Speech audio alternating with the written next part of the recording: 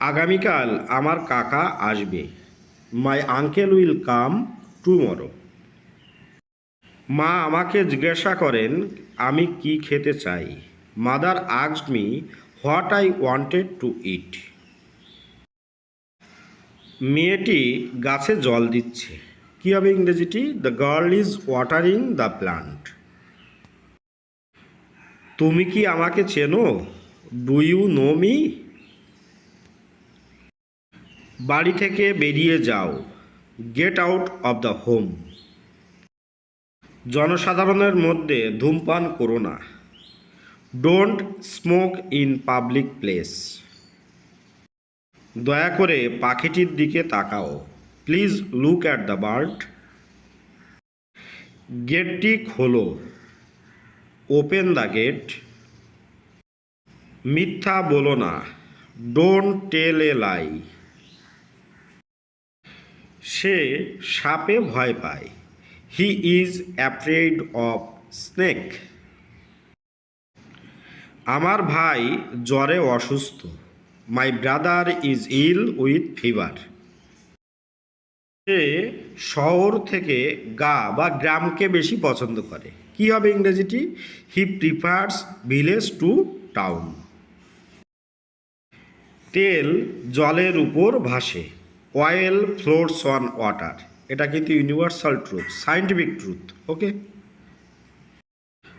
আজ রথযাত্রা। ইংরেজিতে আমরা কি বলতে পারি? Today is Rathyatra. সে অবশ্যই সাধ্যমতো করবে। He may try best. আমি সিদ্ধান্ত নিয়েছি তোমাকে আর ডাকবো না।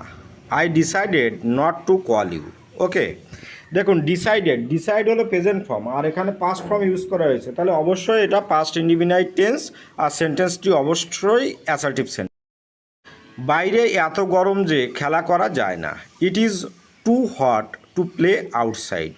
ওকে, এখানে দেখুন প্রেজেন্ট টেন্সের ব্যবহার আছে। ইজ মানে বর্তমানের ব্যাপারটা বলছে, ওই জন্য এটা প্রেজেন্ট টেন্স। মা আমাকে একটি গল্প বলেছিলেন। তাহলে কি হবে সেন্টেন্সটি? Mother told me a story. Okay, টেলের পাস্ট ফর্ম হচ্ছে টোল্ড, তাহলে কি টেন্স এটা? অবশ্যই past tense, past indefinite tense. সে গান শেখে। কি লিখেছি? He learns music.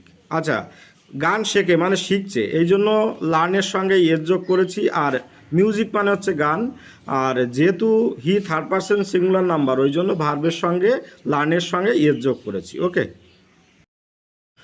চলো আমরা সত্যিটা জানার চেষ্টা করি। Let us try to know the reality. আচ্ছা দেখুন, এখানে প্রস্তাব বোঝাচ্ছে, এটা হচ্ছে ইম্পারেটিভ সেন্টেন্স, ওই জন্য লেট ইউজ করেছে, আর টু নো ট্রাই এ দুটোই ভার্বের প্রেজেন্ট ফর্ম, ওই জন্য এটা হলো প্রেজেন্ট টেন্স। সে আমাদের বোকা বানিয়েছে। সেন্টেন্সটি কি লিখেছি? হি বিফুলড আস। মূল ওয়ার্ডটি হলো বিফুল। দেখুন ইডি যোগ হয়েছে মেইন ভার্বের সঙ্গে, অবশ্যই পাস্ট টেন্স, তাহলে সেন্টেন্সটি হচ্ছে পাস্ট টেন্সে লেখা হয়েছে, আর এটা হলো আপনার অ্যাসার্টিভ সেন্টেন্স। ওকে, আমাদের বাজে সঙ্গ ত্যাগ করা উচিত। এখানে কিন্তু অ্যাডভাইস দেওয়া হচ্ছে সেন্টেন্সটির মাধ্যমে, তাহলে কি লিখেছি ইংরেজি? We should shun evil company. Okay, তোমার কি আজ স্কুল নেই?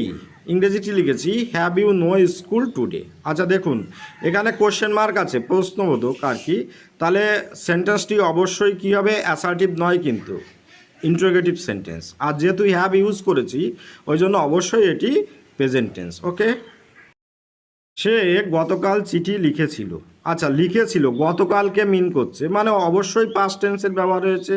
কি লিখেছে? He wrote the letter yesterday. এখানে রাইটের পাস্ট ফর্ম হলো রোড, তাহলে অবশ্যই সেন্টেন্সটি পাস্ট ইনডিফিনাইট টেন্স, যেহেতু আরও এর সঙ্গে ইন্ডিকেশান হলো কি ইয়েস্টারডেকে ইউজ করা হয়েছে, সুতরাং সেন্টেন্সটি অবশ্যই পাস্ট টেন্সে লেখা হয়েছে, এবং অবশ্যই এটি অ্যাসার্টিভ সেন্টেন্স। চলো আমরা একটি খেলা করি। Let us play a game. এটাও কিন্তু দেখুন লেট দিয়ে শুরু হয়েছে, লেট দিয়ে শুরু হওয়া মানে হলো সেন্টেন্সটি প্রস্তাব বোঝাচ্ছে, অবশ্যই সেন্টেন্সটি ইম্পারেটিভ সেন্টেন্স, এবং প্লে লেখা আছে, তাহলে কি হবে? প্রেজেন্ট ফর্ম ইউজ করা হয়েছে, তাহলে এটি হলো প্রেজেন্ট টেন্স। তাহলে ভিডিওটি আজকের মতো এখানেই শেষ করছি। আশা করি আপনারা একটু হলেও টেন্স সম্পর্কে বা সেন্টেন্স সম্পর্কে আপনাদের মধ্যে একটু হলেও ধারণা জন্মাতে পেরেছি। আর অবশ্যই রিকোয়েস্ট করব বাড়ির ছোট ছোট বাচ্চাদেরকে শেখাবেন, দেখবেন ওরা অনেকটাই ইংরেজিতে ওদের নলেজ গ্রো করবে। ঠিক আছে, তাহলে এই আশা রেখে ভিডিওটি শেষ করলাম। ভালো থাকবেন সবাই, আপনাদের দিনটি শুভ হোক।